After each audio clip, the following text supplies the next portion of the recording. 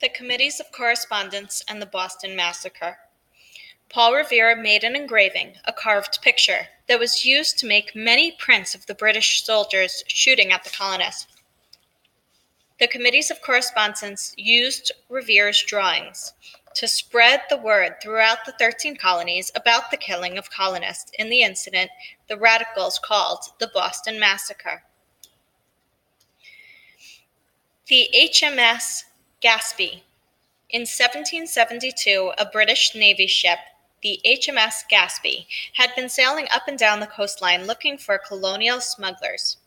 In June, the HMS Gaspee got caught on the ground in shallow water along the Rhode Island coast. Radical colonists saw the ship's grounding as a chance to get even with the British Navy for trying to catch colonial smugglers. During the night, boatloads of radicals rowed out to the wooden ship and set it on fire. The British government was very angry but could not find out who the colonists were who burned the ship. The Boston Tea Party. After the French and Indian War, the British government continued to pass trade laws that protected British industries and manufacturers from colonial competition. One trade law was the Tea Act of 1773.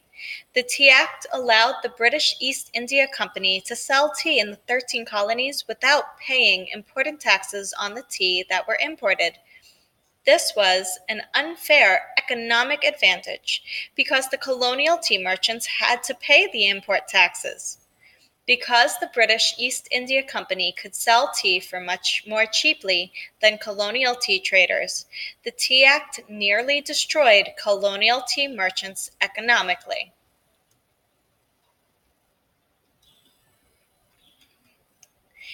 In 1773, as a protest against the Tea Act, a few colonists disguised themselves as Native Americans and boarded ships in the Boston harbor that were loaded with British East India Company tea.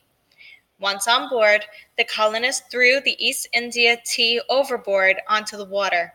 The protesting colonists thought that the other colonists would then have to buy colonial tea. That incident was called the Boston Tea Party. The effect.